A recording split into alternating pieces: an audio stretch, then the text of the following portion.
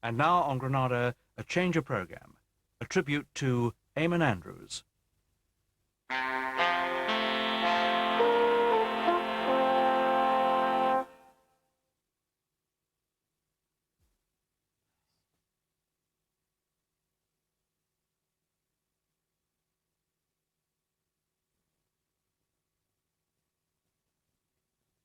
Good evening. As you will certainly have seen or heard today, early this morning, one of the great broadcasters of this or any other time, Eamonn Andrews, passed away quietly in his sleep. Tonight, it's my great privilege on behalf of Thames Television to present this tribute to his memory.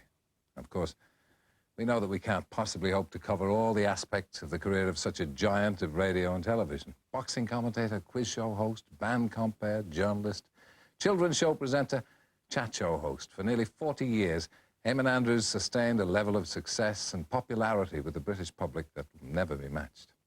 Why was he so popular for so long? Was it his intelligence, his quick wit, his supreme professionalism? Or was it the transparent honesty, the decency, the sheer niceness of the man with which the public identified?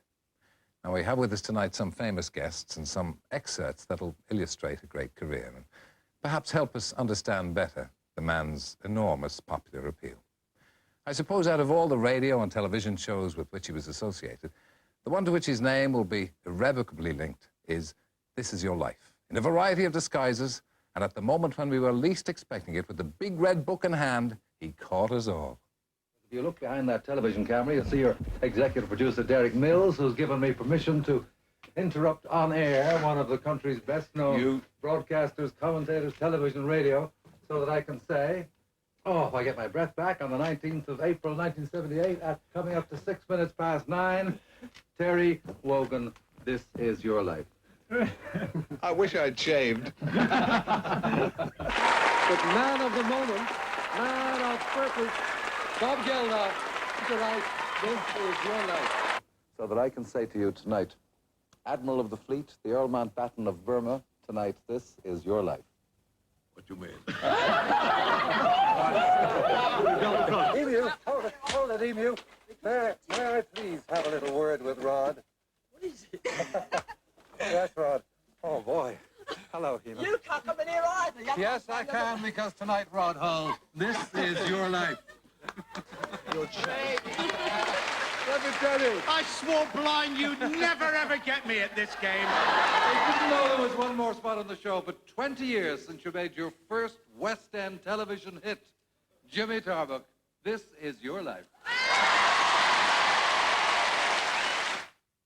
Well, Jimmy Tarbuck's with us, one of the many people with us to pay tribute. What is the memory that you carry with you of Eamonn? Well, I mean, such a nice man. Yeah. You know, great wit. I mean, a funny fella off the screen, you know, away from it all when you're having a drink afterwards. And I had a season ticket on the show, coming on with lots of friends. And I used to say to him, you're going to perspire tonight. And he used to say, don't mention that. And so, like, as soon as I came on, I'd just go to him. And he'd look away. He'd never look at my eyes. He'd come up afterwards and say, you. I'd just look at him. Yeah, you know, and he'd roll laughing, and just very good company. And as far as I'm concerned, Terry, marvellous with sport. And I used to jar about sport with him, you know, he'd yarn on, and of course he was such a good judge about everything. Yes, I think the great thing about him was that, watching him on television, he was such an ordinary fella. Oh, absolutely. I mean, I mean, he was a very welcome guest in everyone's home, wasn't he? You switched the telly on, and it was good old Eamonn, which was lovely. Yeah, but it was the ordinariness, you see, that masked the terrific professionalism as well. Oh, great pro, thoroughbred. Absolute thoroughbred professional. Jimmy, thank you for that tribute. Well, now, earlier on, we placed a phone call to Florida to one of the great entertainers of the world, born in England, but one of the international great stars. And he answered, Bob Hope. Oh, hi, this is Bob Hope. I'm here in Florida, and I just heard of Eamonn Andrews passing, and, of course, I'm very saddened by that, and I want to give my sympathy to all his friends and especially his relatives. I had a lot of fun with Eamonn because we did several This Is Your Life shows, and he always brought a great group of people around. When they honored me, they did a 2-hour show a few years ago, and it was great. And, of course, I played golf with Eamonn quite a bit out of his course at Moore Park. And I always had a lot of fun with him. He came back and honored Dudley Moore, and I was on that show with him. That's the last time I saw him. And the world will miss him because he had a great sense of humor and he was a very personable chap. Now to meet a lady whose professional and personal links with Eamonn Andrews go back to the beginning of his career in British television. She appeared with him on the very first What's My Line in 1950 for the BBC. She returned to the show when it was reinstated by Thames Television in 1984. Barbara Kelly. Barbara. Sir. All those memories now crowding back. Yes. Of the early days. Yes, I'm the only one left. Isn't it terrifying? But the interesting thing to me is, and I'm sure to everybody out there, is that he's not dead. And it's going to be a long time to realize it. But just to go back, just for fun, for the very first What's My Line with Gilbert Harding, who again is not dead. Gilbert came along to the first show thinking he was going to be the chairman. Eamonn knew perfectly well that Gilbert was not going to be the chairman, but when Gilbert said, "I am the chairman," Eamonn said, "Oh, yes, all right." Gave the chair over to Eamonn. We went to Gilbert, went on the show. Gilbert got the cards mixed up. On came a welder. Gilbert thought it was a school teacher and got furious with all these contestants who got their jobs wrong. And finally, at the end of the show, Gilbert said, "Okay, Eamonn, you can be the chairman." Just another a tiny little indication of Eamonn's sense of humor, because Bernie and I both adored him. Me, perhaps a little more in a different way. We both adored him. And we were walking along the street one day, and Eamonn came towards us with a strange man, and he walked right by us. And Bernie said to me, "What have we done? You know, why doesn't he say?" So he got home, and phone rang, and it was Eamonn on the phone. And Eamonn said, "Excuse me, did you think I snubbed you?" And Bernie said, "Well, yes, as a matter of fact, we did." And Eamonn said, "Well, I'm terribly sorry, but I was having lunch with somebody, and I didn't know what his name was, so I couldn't stop to introduce him." Indication of his humor and his warmth and everything that is unique Thank and you, Barbara. wonderful. Thank you. A distinguished journalist was also a member of the panel of Thames Television's What's My Line. Some viewers will also remember that he worked with Eamonn in a much different context in the early 70s on Thames Television's Today programme. George Gale. Welcome, George. You remember Eamonn perhaps in a more serious vein as a journalist? I don't know whether being a journalist is all that more serious than being a panelist or a chairman or a TV celebrity. I think Eamonn did think of himself to some extent as a reporter and a journalist. I think next to the company of sportsmen, he enjoyed the company of journalists. He, on and off in his life, wrote columns, and at the end of his life, he was writing a column for the Catholic Herald. I think a lot of his instincts as a TV personality, as a panelist, chairman, and so on, were those of a journalist. He liked topicality. He had a running fight in recent years with producers who were always trying to make him record his programs. He much preferred going live, and he believed quite rightly that live television has that much more spice to it, that much more topicality, that much more immediacy, is more vivid. Of course, it's more inconvenient for the producers, and this was a battle Eamonn fought, and unhappily, I think, unfortunately, lost. But he never lost the desire to win these sort of battles. He didn't pack up, he didn't give in. And throughout, he was there, battling away, plugging away, being, in his own way, a reporter and a journalist, as indeed we see in this excerpt from an early interview of his.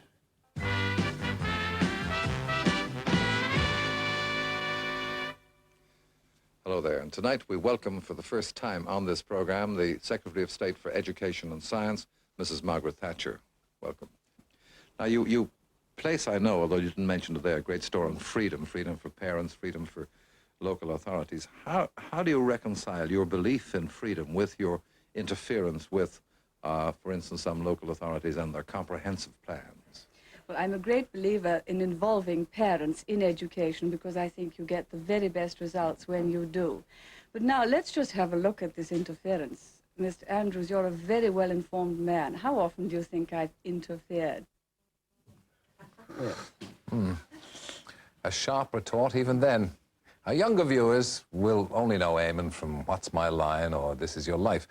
But those of us who grew up with the old Light programme remember him as one of the great radio sports presenters and certainly one of the greatest ever boxing commentators. Listen to his commentary now on the heavyweight championship fight in 1955 between America's Rocky Marciano and Britain's Don Cockle. Round 9, and Marciano coming out to try and finish him now. And he swings that right hand and that left, and he catches Cockle straight away, high up. And Cockle fights back all right, just swinging away, but not the same power.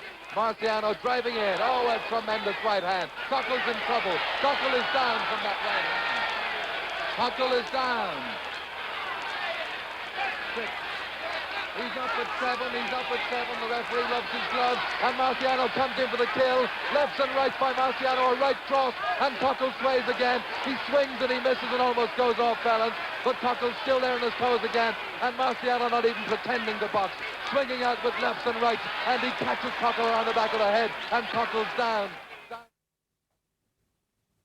Eamonn Andrews, a great boxing commentator. And will you ever forget the marvellous sports report on the Light programme, which Eamonn introduced all through the 50s with its unmistakable theme tune?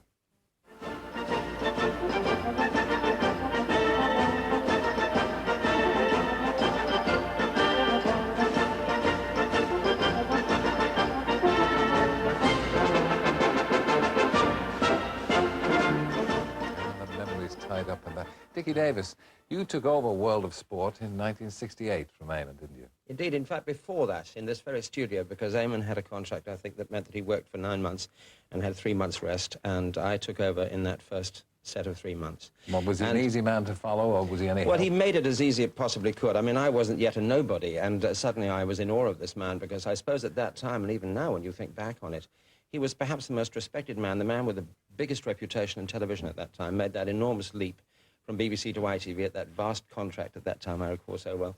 And I came to see him work, and he gave me so much advice in this very studio.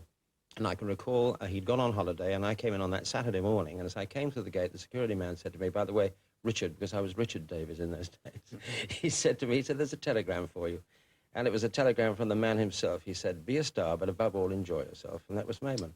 And I always remember that very, very well. I also remember him for so many ways. I mean, Jimmy and I were talking. He was a man's man in a sense that he loved to be with the lads, didn't he? Absolutely. He adored to be with the lads. He liked to go and have a couple of drinks maybe and talk sport, talk boxing the whole time.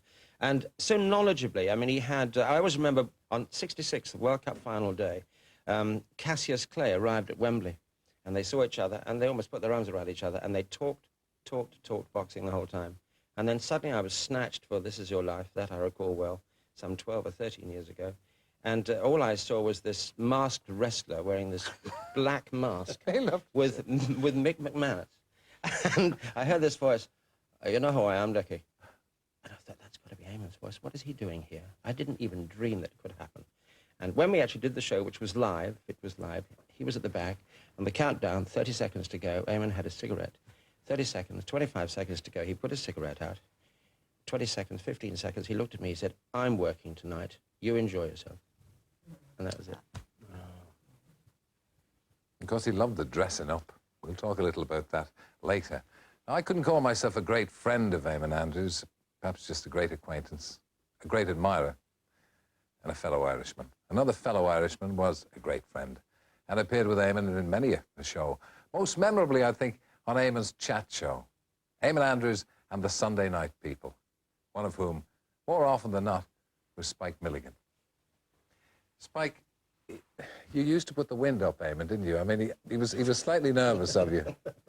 Yes, I wasn't away, but you could take liberties with him without him being offended at all. Yeah. And I think I can say, without becoming embarrassed, that I really loved the man. I found him a splendid person to be with all the time. He never got show business ego. He never got a big head. He was always very normal. He could sit with kings and simple people. And he liked to jar now and then. I remember one night, I took him out the night before his birthday, and he had a whiskey. And the Italian waiter, but I know that Irishmen don't drink whiskey neat.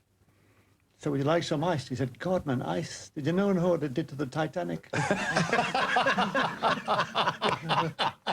There's marvelous. I don't know many people know that he actually was a very good boxer, light heavyweight.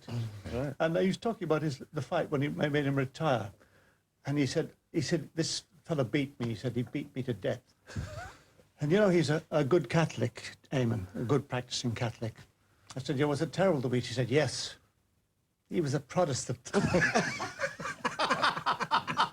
That was what hurt him most. And that sort of guy was. And really, he's on all my career in this profession, he's going to leave the biggest hole that I know. I think everybody would agree with that. Mm. Thank you, Spike. Thank you. There was nothing Eamonn, as we said earlier, liked better than dressing up in some bizarre costume to spring out and frighten the wits out of a startled subject of This Is Your Life. For instance, in 1982, went all the way to Italy to stop the traffic as a Roman carabinieri. Vada, continui. Signora, aspetti un momento.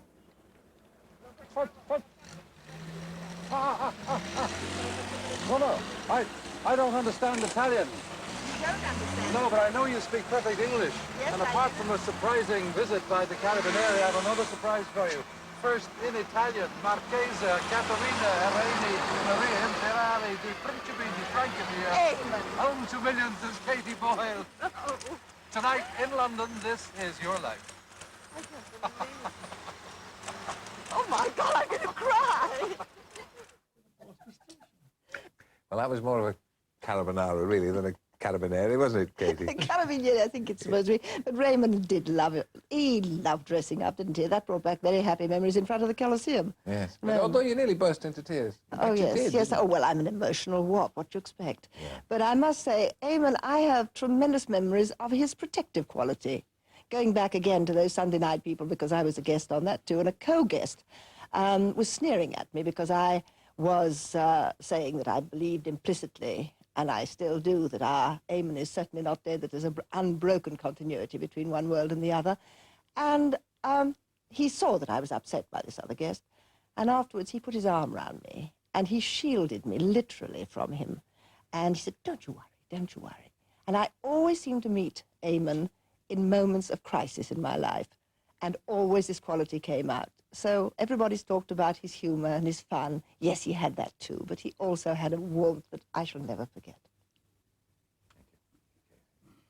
This afternoon, we received a message at Thames that said, we're very sad indeed to learn today of the death of one of the Royal National Lifeboat Institution's most famous supporters, Eamonn Andrews.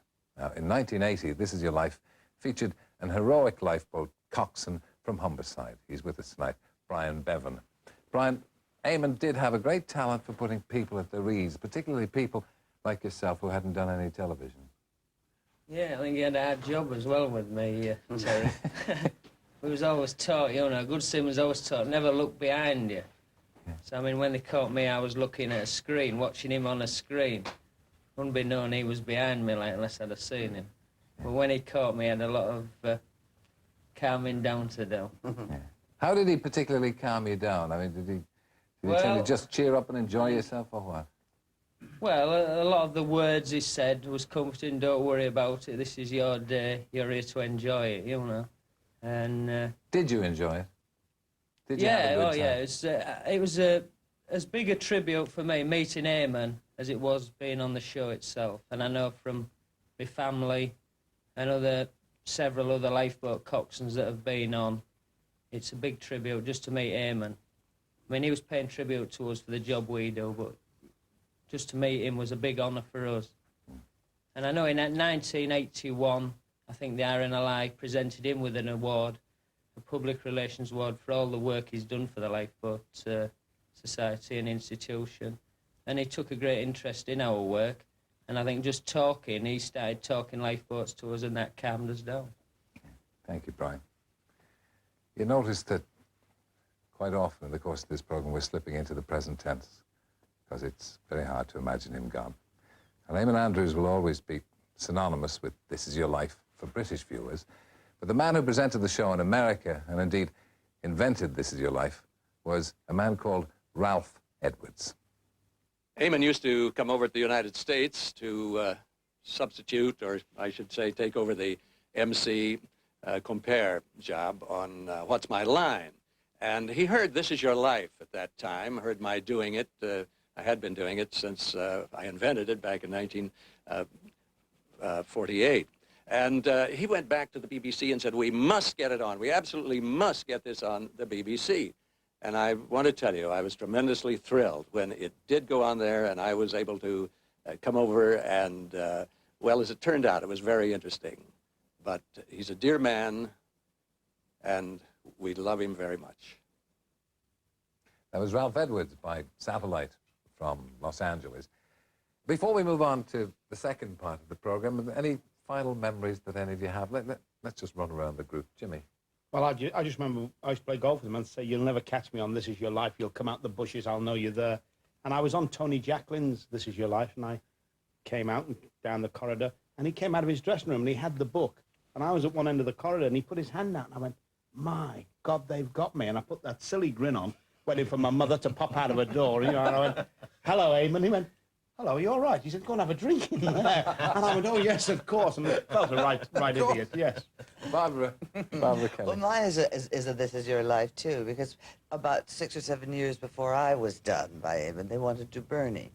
And Bernie found out about it by Devia, means that I won't bother you now, and immediately phoned Eamonn. Now, this is after a lot of filming had been done, and it kind of an expensive, thing to do.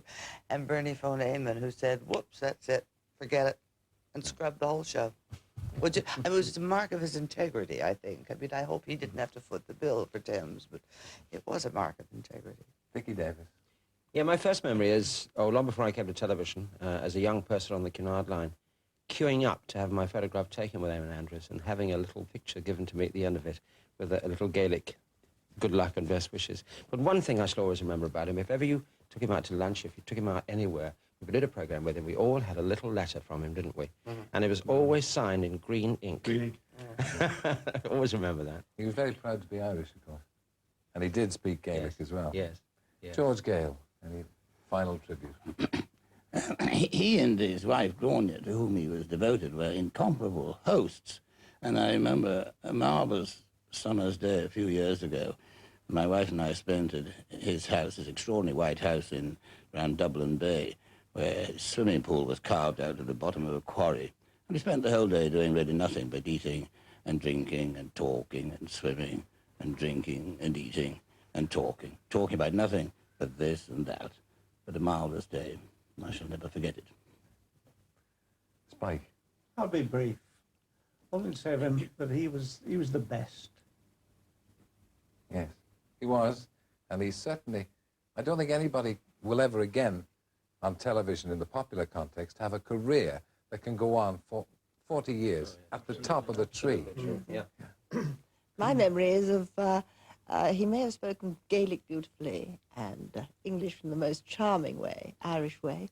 I tried to teach him Italian because I was going to launch What's My Line in Italy, Che cosa fa il signor X, and I said to him, I can't do it without you, so you've got to learn Italian. I'm afraid it wasn't a very successful time. We didn't get on the same wavelength, unfortunately, and I always regret not going to Italy to do What's My Line with him, with Eamonn in Italy. It's probably an Irish fault. I have a little trouble with the old carbonara myself. Yes, if anything was to go by, yeah, that was a good thing to go by. Particularly when the wind's in the wrong direction. Brian, final memory from you. Well, I think when he was trying to calm me down after he'd caught me on This Is Your Life, I think there was every drink there was there in the dressing room. I hadn't a clue what was going on. There was a bottle of champagne there, there was gin, there was whiskey, anything you wanted. He says, well, you must have a drink. What do you want to drink? I says, well, what about a can of lager? And they had everything in the house but a can of lager. So within 2 minutes flat, somebody must have run across to the supermarket, come running in. 4 cans of lager, pack of 4, here you are, I said. That was it. Eamonn down to a T. Well, thank you, everybody, for your memories of Eamonn Andrews.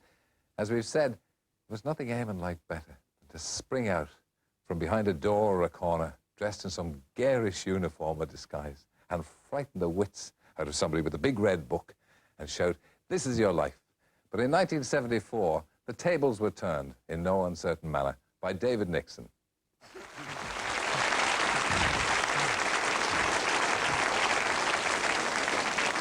Eamonn, I think you're a wonderful sport to come and do this for me. What do you mean to come and do? I was walking down Chiswick High Road with a puff of smoke and I found myself here. Who writes your stuff? Now, we need the saw. Alistair, may we have the saw, please? Thank you very much, Alistair. This is the saw, Eamonn. Very sharp. Do be careful. Don't cut yourself. Now, have you ever sawn anybody in half before? Never, ever. No. Well, I want to see how you hold the saw. Wobbly. Have you ever sawn anything in half before? No. Well, I'm not going in there without you having a couple of practice cuts. So would you just... don't be afraid. Have a little... I want to see your action, you see. I haven't even seen this.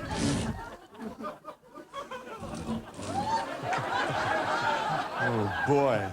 I'm not good at it, but... You can say that, yes. Put it down just for a minute. You're frightening me. Eamonn, you know, no disrespect. Me? I've gone off the idea a bit.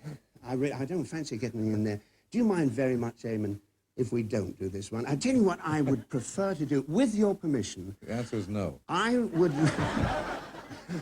like to show you a very special bit of magic. Oh, that's good. In your honor, that a lot of your good friends and I have been practicing. Because, you see, tonight, Eamonn Andrews, this is your life.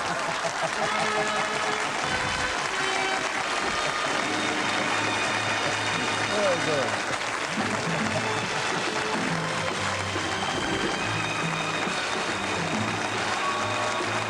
Come on, what do you... Trust me.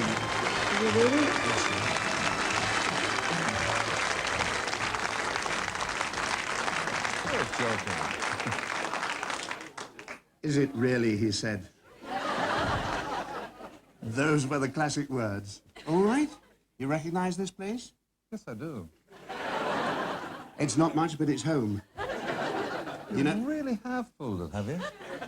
You know where to sit? That's the one.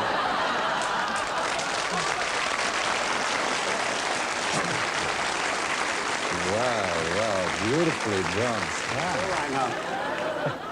Eamonn, may I stand in just for one night? Because this could hardly be a do-it-yourself job, could it?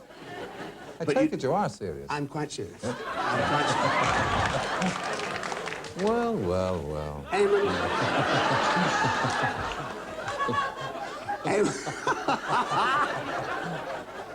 Eamonn, when this is your life is inevitable, sit back and enjoy it. That's what I always say. Yes. Now, you see, my friend, I saw them do this for you, nearly 20 years ago. I watched that one, and of course, a lot has happened since then, and just for the record, you really are surprised, aren't you? I'm more than surprised, I tell you. Well, I honestly think that I've got all my facts right, Eamonn, because I've been checking up on you with a good friend of mine, your wife, Granada. Now, you telephoned her in Ireland less than an hour ago, is that right? I spoke to her on the telephone, and it appeared that I phoned, and she said she was from Ireland. Well, you thought you were speaking to her in Ireland, but with special post office assistance, we rerouted the call to these studios, and we've been hiding her, and here she is, your wife, Granada. Oh,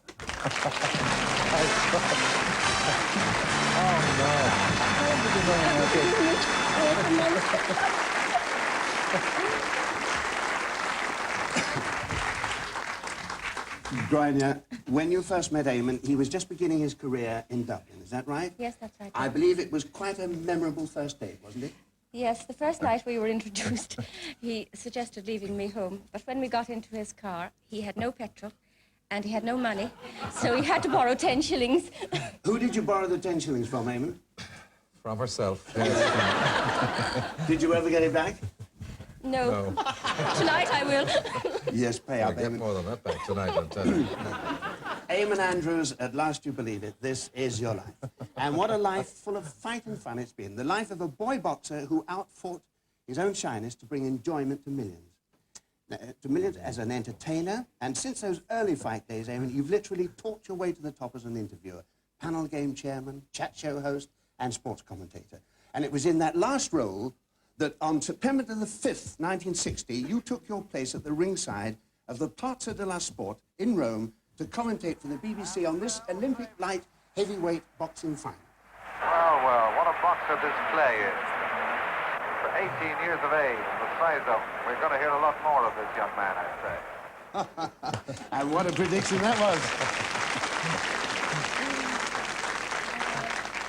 We're going to hear a lot man of this man, Clay. It was a prediction, because since then we certainly have heard a lot more of him, and by live satellite, Eamonn, a link from New York, we're going to hear more of him right now. Former heavyweight champion of the world, the one and only Muhammad Ali. No. Hello, how you doing, Mr. Eamonn Andrews? This is your life, and how are you, Mr. Mr. Nixon? I'm fine. I've lost the tapes, though, I'm afraid. Well, it's great to see you. I admire this show today, and I like his style, but your pay is so cheap, I won't talk to you for a while. Would you stay with us, please stay with us, on the link, the satellite, because we'd love to talk to you in a few minutes. And thank you very much for joining us. Thank you. See you in a minute. All right? Great. Now, Eamonn, Muhammad Ali has been called a fighting poet, and that's a title that you might have boasted as a youngster in Dublin, where you were born on December the 19th, 1922, in a house here in Sing Street, where your late father, a carpenter, rented a top-floor flat for 18 shillings a week, and where once lived a famous playwright. Do you remember who that was? Oh, George Bernard Shaw, That's yes. right. You haven't got him.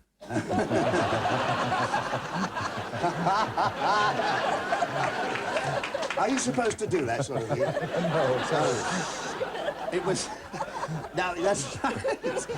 He was... No, I haven't done this before. Don't put me off. Now, he was born in the same street as one of the world's literary greats, and you were brought up in a tough scene in Dublin, and it's hardly surprising that the little fellow we see here grew up with two loves, writing and fighting. The fighting came after you'd handed over sixpence to join the St. Andrew's Boxing Club in York Street, and the writing at school and at home, where you penned poetry, plays and essays in the tiny front room. And it was something you wrote when you were 15 years old that caused real excitement in the Andrews household. You'd gone to school when a letter arrived announcing you'd won first prize in an essay writing competition. You remember what the prize was? It was a bicycle, yes. A brand new bike, yes. I was so thrilled, I just couldn't wait to tell him. That's right, and when she learned of tonight's surprise, she couldn't wait to get here from Dublin. Who else? Your mother. Ah, listen now. Well done, mercy. I was going to keep the secret. And with her, of course, your sister Trouser, and your brother, now a sports commentator himself. No, sorry. Oh, they really pulled it hard. Now, Mrs. Andrews, tell me, when Eamonn won the bike, you rushed straight down to his school to tell him. Now, was he pleased? No, he wasn't very pleased. He was a bit embarrassed to be selling in front of all the schoolboys there, you know. He was a bit shy in his way at that time. Yes, but seeing Mum in the playground, you mean? He'd been seen in there. He didn't like the idea of me. Pleased with the bike, but not a bit of a sissy, the mother coming out of town. Exactly. Well, no, your big brother was far from being a sissy as a lad, was he? Well, he couldn't have been too soft because he was, he was Dublin champion by the time he was 16 in boxing. Is that right? Dublin junior boxing champion. Well, now, Trouser, as a little girl, you helped pack Eamonn's boxing gear before he went off to a fight, is that right? But later, you also helped him keep in good shape. Well, yes, when he went to England, Mammy was a bit anxious that he wouldn't have enough to eat and he might be undernourished a bit. So she got the butcher to get thin slices of bacon, so rasher bacon, and she put them in the sheets of the newspaper, folded up the newspaper, and posted them as ordinary newsprint. I've never heard of air mail bacon before. No wonder you were such a big lad when I first knew you, Eamonn, but you weren't so big when you first began school here, and that was at the Holy Faith Convent when you were just 5 years old. And across the road, retired and living in the convent there today, there's someone who, at the age of 92, still remembers teaching you your ABC, Sister Rosemary. Hello, Eamonn. I'm delighted to have this great pleasure of speaking to you on this great occasion. I remember you in school as a tiny little boy when you were trying to learn how to spell T-H-E-D and T-O-2, and you thought you were a great fellow, standing at Sister's knee. I also taught you Christian doctrine and how to spell and how to learn your tables. Do you remember that? Oh, geez, I remember. I'm very proud of you that you have reached such heights as to be on the television. And I look at you every Wednesday evening I hope you enjoyed this occasion with all your friends. Thank you very much indeed, Sister Rosie.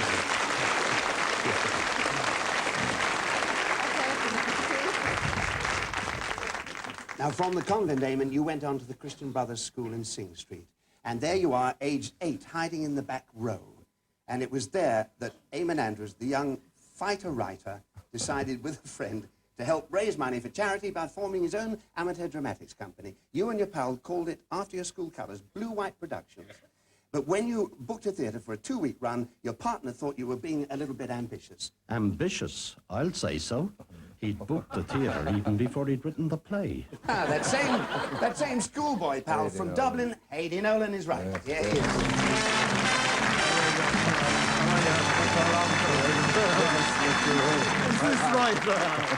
Well, tell me something. Did the show go on all right, Haydn? Oh, it went on all right. Yes. He eventually wrote the play, and even when one of our actors fell out at the last moment, he took the leading part.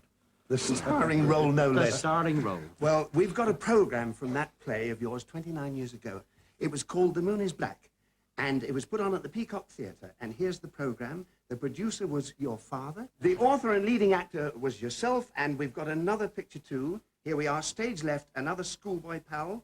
That was that great actor, the late Jack McGowan. And stage right, a determined young thespian, Eamonn Andrews. Oh, I can't believe that picture. Well, it was true. It was true.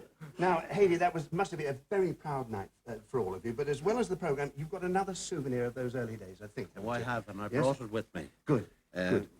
It's actually the minutes of one of the meetings of our committee after a previous production. Maybe he'd like to read it. I think I shall now call on Mr. Eamonn Andrews to read the minutes of that particular meeting. Right, just read the bit underlined, would you, Eamonn? Mr. Andrews Jr. should be censured for not knowing his lines of the last production. Thank you very much.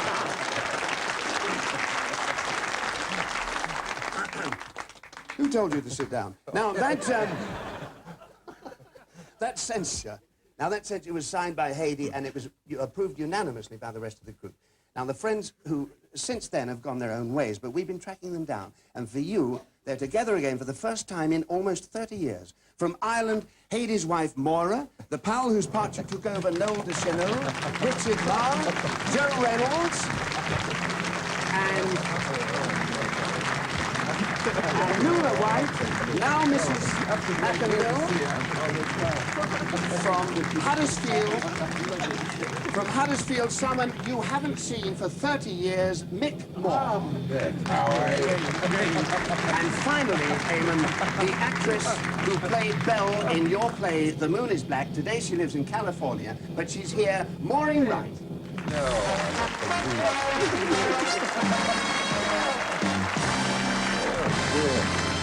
Well, thank you very much, Haydn Nolan and the stars of the Blue White Productions. Thank you very much. Well, I'm not surprised that you couldn't remember your lines, Eamonn, because at that time, well, for you, there just weren't enough hours in the day, were there? When you left school, you took your parents' advice to get a steady job and you went to work here. And this was at the Hibernian Insurance Company in Dame Street as a junior clerk, where you were paid the princely sum of £1 a week. But you boosted that income by writing boxing articles for local newspapers, which led to a part-time job as a radio commentator. You said about building a new and exciting career in broadcasting, but in your spare time, you're still boxing. And there can have been no more exciting night for you than December the 16th, 1942. That was just 3 days before your 20th birthday. Now, you were at the National Stadium in Dublin with just one aim, the Irish junior middleweight title. And when your hand is raised at the final bell of a grueling, but for you, victorious semi-final bout, a friend is waiting to grab it. Haydn Nolan, that was you, wasn't it? So please tell us, just why were you waiting to grab it? Well, he had already arranged to do a radio broadcast for Radio Erin, and unfortunately a semi-final was on first, and he had to come out of the ring immediately and rush straight up to the box and start the commentary as I was putting on his pants and a dressing gown and wiping the sweat off him, and he started off and did the commentary. Later that night, he had to come down and box his final, which he won. Isn't that amazing? It must have been an incredible night. Think of it, a fight, a commentary, and then another fight to become the Irish junior middleweight champion. And there's someone else who'll never forget that final, Eamonn. Someone you haven't met for 20 years, but we traced him, your opponent that night, Patrick Fitzgerald.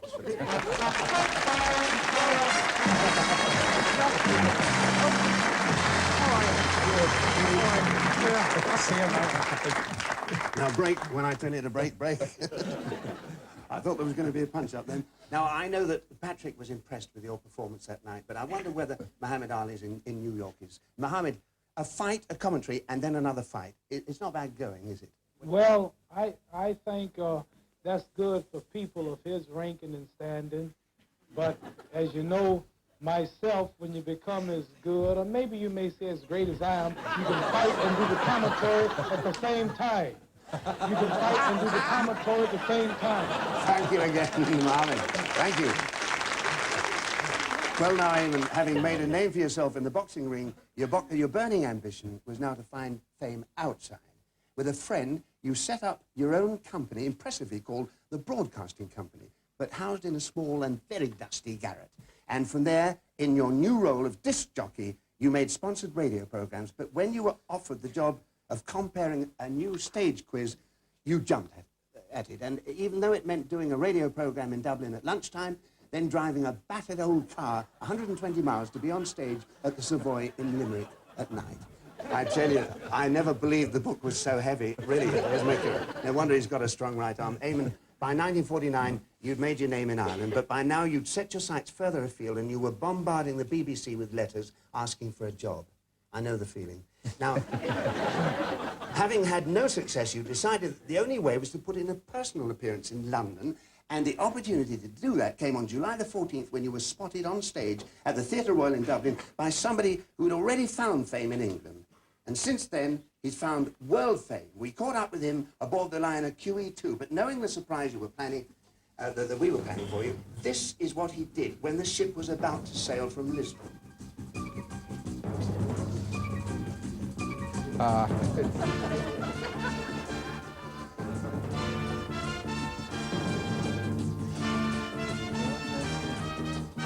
And then, from Lisbon Airport, he flew on to London to be here. Ladies and gentlemen, Joe Loss. Joe, I thought it was Joe,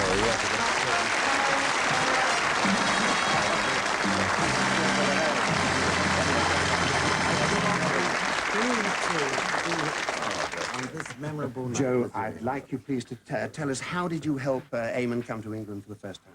Well, it was just his own ability, really, because I happened to be touring Ireland, and we were working at the Theatre Royal, and on the rehearsal morning, Bender said to me, they always had a very strong feature called Double or Nothing, wasn't it, Eamonn? Double or Nothing.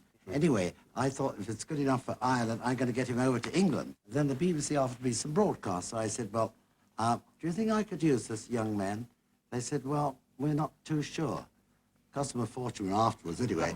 But I must say this, that as far as all of us are concerned, I am thrilled to have been given the opportunity to bring into everybody's home somebody who is so natural, so kind, and who the British public love. Thank you for coming over. Thank you very much, Joe Loss. Come on, thank you.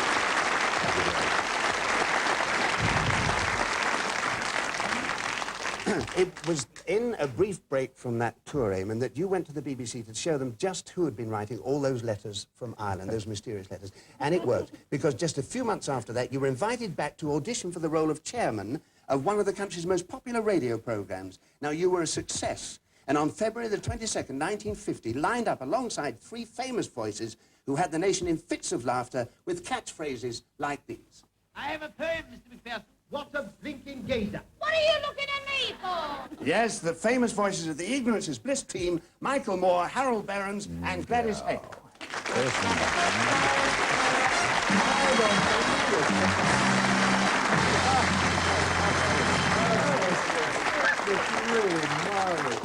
Well, that successful start with Michael, Harold, and Gladys launched you, Eamonn, on a meteoric rise to fame.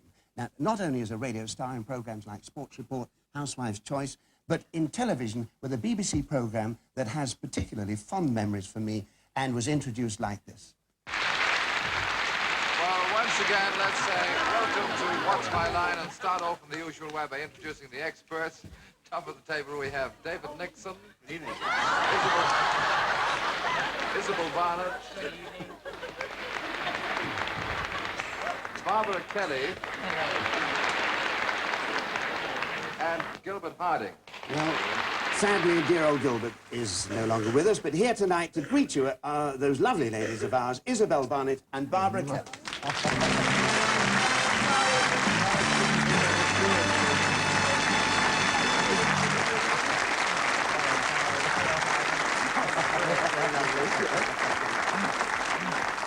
And Eamonn, having captured the hearts of the country's grown-ups, you turned your charms to a younger audience, didn't you?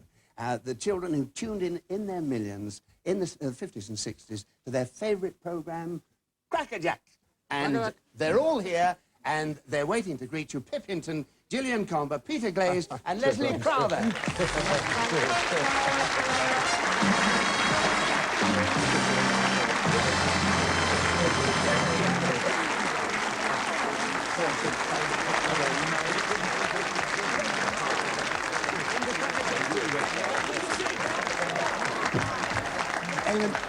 Now, those days in the 50s, they really were marvellous days for all of us. And it was while we were on What's My Line together that you and Grania married. There you are on the happy day, November the 7th, 1951. But only 18 months later, Eamonn, Grania was taken seriously ill and confined to a hospital bed. And she was unable to walk for nearly a year. And I remember, as all your friends do, with love and affection, what a terrible strain that must have been for both of you, Grania. Must have been. Yes, it was, David, but he was marvellous. He came to see me every day, and he helped me every way he could. And he saw you through. He helped to pull you through, of course. I mean, it must have been a marvellously happy moment for both of you when the doctors declared that Grania was fully recovered. It must have been a tremendous relief. And that happiness was added to by success after success in your career. By the mid-1960s, your name was on everybody's lips when you made a new breakthrough with your own late-night television chat show. And there can have been few more memorable nights than the one of May the 22nd, 1966. Live from London, the Eamonn Andrews Show. Great welcome to you, Mohammed. Thank you. I must say that I, like a lot of people, can't get used to, since for religious reasons you changed your name. Does it annoy you when people forget and call you Cassius? No, it's just a matter of the way they say it. Some of them, many times they say, Mr. Clay or Mr. Cassius, may we have your autograph? I say nothing if it's just between me and him on the streets. But in front of the world and on nationwide shows, I usually, make it known to them, the correct name. And then some in the States and many places, mainly the southern cities, many of them are rather smart and they seem to be looking for trouble. How you doing, Cassius, old boy? How you doing? You know my name, fella. Well, I'm Mr. Ali, I'm sorry. But just, it's caught in the way the people approach me, but otherwise I pay no attention. Fair enough. Let's have a word about the fight last night, Cassius. Mohammed, I'm sorry.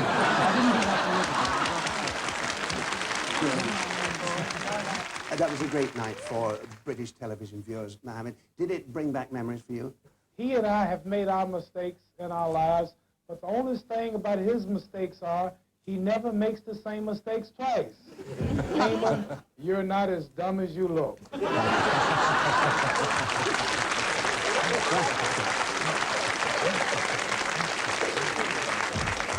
Thank you, Mohammed Ali. That was absolutely marvelous. Thank you very much. I think he'd like that in writing.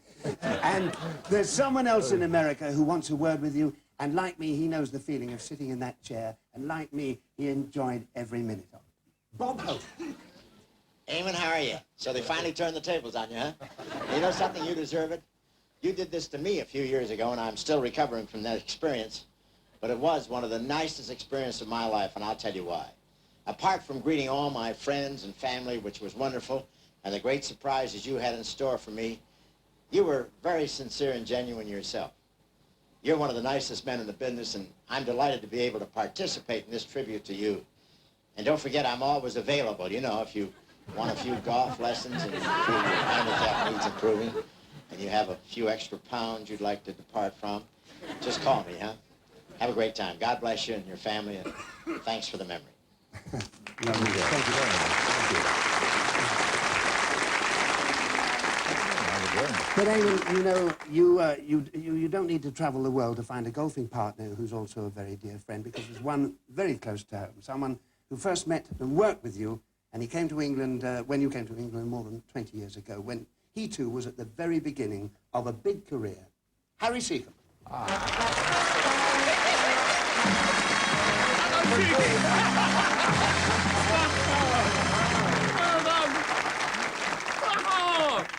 Well, Eamonn, hold on, well, Eamonn.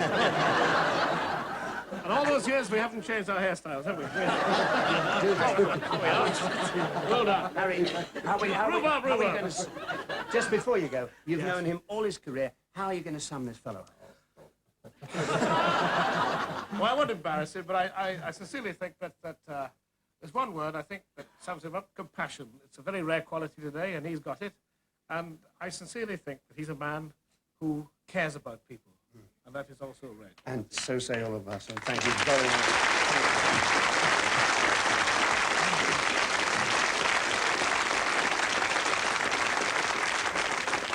Eamonn, like Harry, I've known you as a friend and colleague for more than 20 years, and throughout that time, I don't think there's been a happier moment than one that we shared last year when you allowed me to introduce these three young stars to television in the programme Who's Baby? I haven't met is this one, isn't it?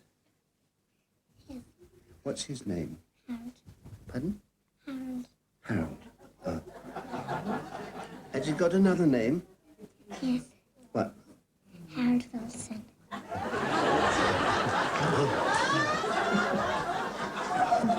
He's Harold Wilson. You took them to school as usual this morning. Can you guess where they are now? Well, of course, you're the expert. No, well, I don't. Eamonn, we couldn't complete the story of your life without them. Your children, 12-year-old Emma, 8-year-old Fergal, and 6-year-old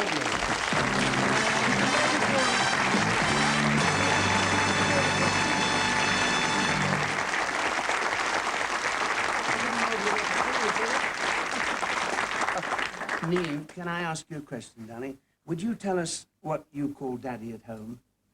Big Dad up to the sky. Oh, Big Dad up to the sky. Big Dad up to the sky. Eamonn Andrews, this is your life.